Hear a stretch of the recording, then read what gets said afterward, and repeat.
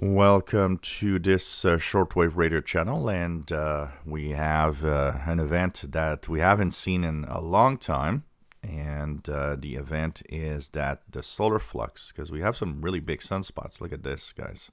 This is the sun right now. It hasn't been this active in quite a long time. Has really huge sunspots, especially that sunspot here, 2786, is amazingly big. 2785, 2783.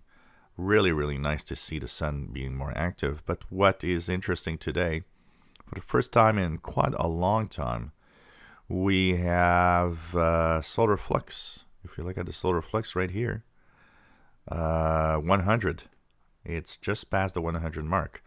What does that mean, actually, when you look at a page like this? Well, it simply means that the output of energy from the sun is higher. That means that the ionosphere above us that actually reflects shortwave radio signals is probably a little thicker and denser than it was when we were really closer to minimum. So higher frequencies should propagate better. I've noticed that 15 meters is wide open with many amateur radio operators at 21 megahertz. And of course, 17 meters, 18 megahertz is great. There's a lot of signals of international broadcasts on 16 meter band, 17 megahertz.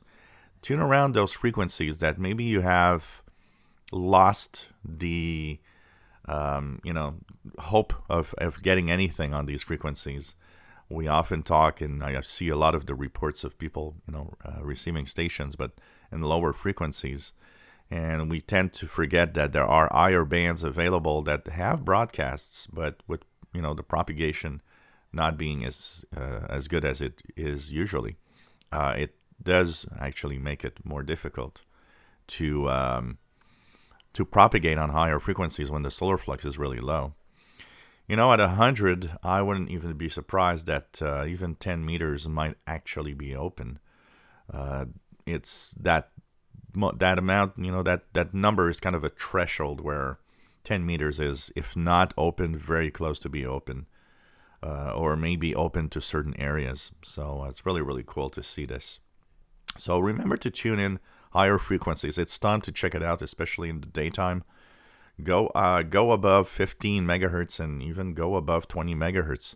Check out what maybe you've never heard before if you're new to the hobby and you've been listening in the past year and a half with really low solar activity. You might think, well, what a waste, above 17, 18 megahertz, there's nothing else to listen to. Well, now's the time to actually take a peek and, try WWV 20 megahertz and 25 megahertz. And you might be surprised that you'll hear them with that higher solar activity now available. So it's worth it to check out. Another thing I wanted to say, because we're talking about the effects of solar flares and geomagnetic storms.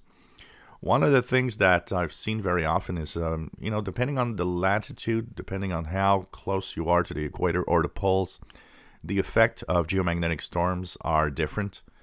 For example, here in Montreal at 45 degrees north has much more effect when there's minor or unsettled conditions on the geomagnetic field than Florida, for example. So we saw an example during the live show when my Voice of Turkey last Saturday wasn't very strong. K-index was kind of close to, was about 4 unsettled conditions. It was weaker here, but people down south got it much better.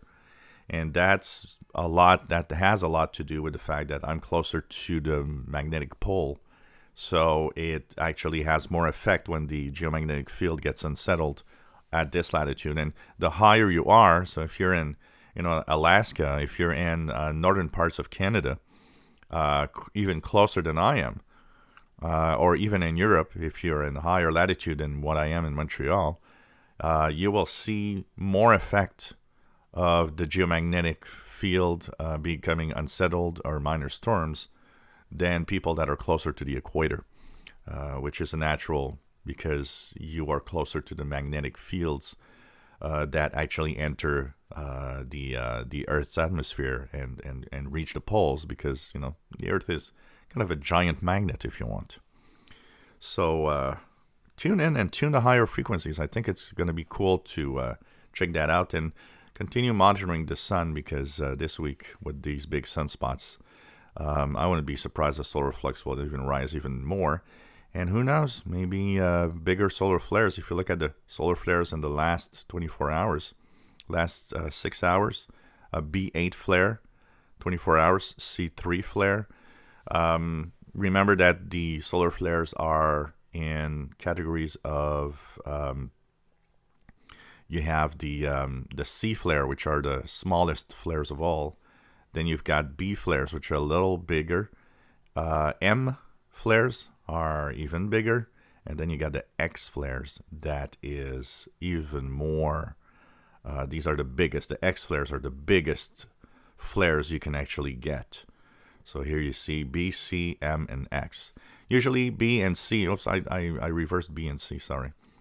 B and C are, in general, small flares, but they still can have a small effect when they actually are erupting on the sun, because they might temporarily weaken signals on shortwave on the daytime side of Earth. But M flares is getting serious, and X flares, get out of there. Something major is happening on the sun. If you enjoy our videos, please subscribe, give us thumbs up. Thank you for watching.